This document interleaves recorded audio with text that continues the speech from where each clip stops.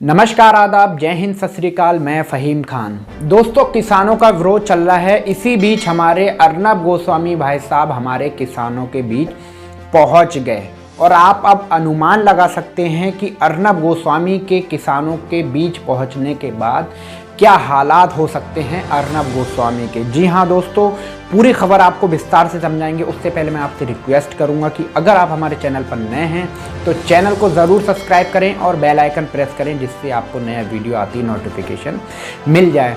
सबसे पहले आज बात कर लेते हैं दोस्तों, किसानों का भारत बंद हुआ है 8 दिसंबर को। आज के दिन 3 बजे तक किसानों ने पूरी तरीके से भारत बंद कर दिया था, जिसके अच्छा खासा समर्थन मिला है सारी पार्टियों का।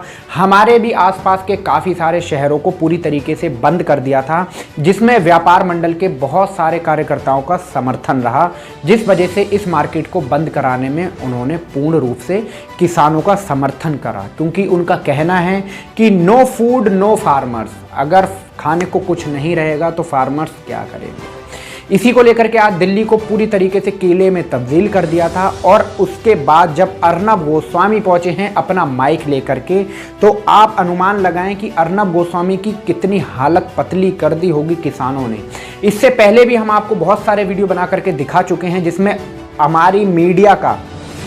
हमारी मीडिया का जो हाल हुआ है वो किसी से छुपा नहीं है। हमारे मीडिया का इतना स्तर गिर चुका है, शायद ही किसी ने अनुमान लगाया होगा कि 2014 के बाद मीडिया इतनी गंदी तरीके से बिक जाएगी। जो हमारी आम जन है वो इतना जलील करके मीडिया को भगा रही है। पहले आप इस वीडियो को देखें दोस्तों, जिसमें अर्नब गोस्वामी भीड़ में घुस करके बाइट लेने पहुंचे थे, लोगों से बातचीत करने पहुंचे थे, तो उनका किस तरीके से स्वागत किया है हमारे सिख भाई लोगों ने, जो अभी रोडों पर निकल करके इतनी ठंड में विरोध प्रदर्शन करके सरकार को चेतावनी दे रहे हैं कि इस काले कानून को वापस ले लिया जाए। पहले आप इस वीडियो को ध्यान से देखें। Modi media, Modi media, Modi media, बिकाऊ मीडिया, बिकाऊ मीडिया, बिकाऊ मीडिया, बिकाऊ मीडिया, मोदी मीडिया। पहले भी दोस्तों आप देख चुके हैं, ऐसे ही वीडियो बहुत सारे निकल करके आए हैं, जिसमें अर्नब गोस्वामी तो एक बहुत बड़े दलाल पत्रकार हैं, उनको तो आप साइड में रखो, क्योंकि वो भाजपा आईटी सेल और भारतीय जनता पार्टी के बहुत बड़े प्रवक्ता अर्नब गोस्वामी हैं, जिनको हम सरगना भी कहते हैं गोदी मीडिया का।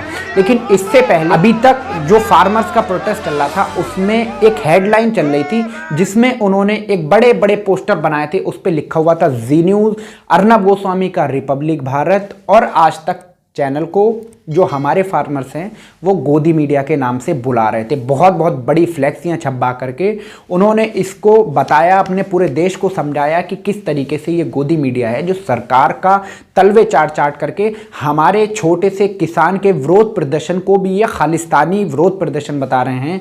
आज अभी तक भारतीय जनता पार्टी और उनका आईटी सेल और भारतीय जनता पार्टी के प्रवक्ता, जिनको हम आज तक जी न्यूज़ और न्यूज़ 18, ये जो अर्नब गोस्वामी जैसे पत्रकार हैं, जो भारतीय जनता पार्टी के प्रवक्ता हैं, इन्होंने इस धरने को भी, आंदोलन को भी ये समझाने में अपनी सारी डिबेटें निकाल दी कि इनके पीछे कांग्रेस पार्टी का हाथ है, ये खालिस्तानी है। इसमें इतनी फोटो वायरल कर दी Bhajpa IT cell head Amit Malviya ने, इतनी फेक फोटो वायरल करी, जिसमें हमारे सिख समुदाय के लोगों को दिल को बहुत ठेस पहुंचा है।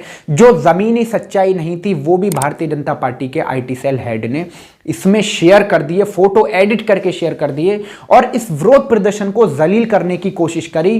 कंगना रनावत से लेकर के जितने भी भाजपा आईटी सेल के लोग हैं, उन्होंने इस विरोध प्रदर्शन को बदनाम करने की साजिश रच ली थी। इन्होंने सर से लेके पैर तक का जोर लगा लिया और उसमें सिर्फ यही सुराग ढूंढने में निकल गए कि इसमें कहीं ना कहीं तक मुसलमानों का कोई लिंक निकालो, जिससे इनके विरोध प्रदर्शन को बदनाम किया जाए।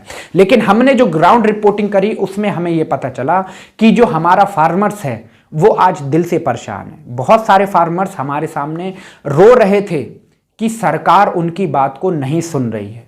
सरकार 2014 में आई थी, विरोध प्रदर्शन करके अन्ना हजारे को सामने ला करके आई थी, लेकिन उनके क्या नारे थे कि हम पेट्रोल का दाम 35 रुपये कर देंगे, किसानों की आय दोगुनी कर देंगे, हमारे देश में महिलाओं पर जो अत्याचार हो रहा है हम उसको ख़त्म कर देंगे, हमारे देश में बेरोजगारी जो है उसको हम दूर कर देंगे। लेकिन आज इसी को अगर हम उठा लेते हैं, जो भारतीय जनता पार्टी के हमारे मोदी जी के जो सवाल हैं, जो भारतीय जनता पार्टी ने 2014 में कांग्रेस के ऊपर आरोप लगाते हुए खड़े करे थे, जिसके नाम पर वो सत्ता में आए, अगर यही सवाल कोई पूछ लेता है तो एंटी टेरर वाले हैं वो तो खालिस्तानी हो गए, अगर मुस्लिम हैं तो पाकिस्तानी हो गए, अगर सिख हैं तो खालिस्तानी हो गए, अगर दलित हैं तो वो नक्सलवादी हो गए। ये है भारतीय जनता पार्टी की नीति। कथनी और करनी में जो फर्क है वो आपके सामने है। लेकिन अर्नब गोस्वामी, जिसके लिए भारतीय जनता पार्टी ने रातों रात बेल करवा दी, छुट्टियों में कोर्ट की जब छुट्टी थी उस दिन भी जज साहब ने आकर के अर्नब गोस्वामी को बेल दे दी,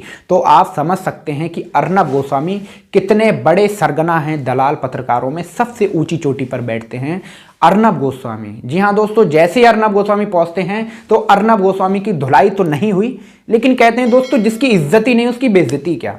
इस बंदे की इज्जत ही नहीं है तो इसको इतना जलील कर दिया। अगर एक इज्जतदार इंसान होता तो हो सकता है वो मर जाता, सुसाइड कर लेता, लेकिन कभी भी अपने देश से गद्दारी, अपने अन्नदाता से गद्दारी नहीं करता है। दोस्तों आपके सामने सच्चाई है कि किस तरीके से हमारे फार्मर्स को बदनाम किया जा रहा है भारतीय जनता पार्टी की तरफ से, Bharatiya Janata party IT cell की तरफ से और भारतीय जनता पार्टी के प्रवक्ता आज तक, जी न्यूज, रिपब्लिक भारत, इन सब प्रवक्ताओं की तरफ से हमारे अन्नदाता को बदनाम किया जा रहा है।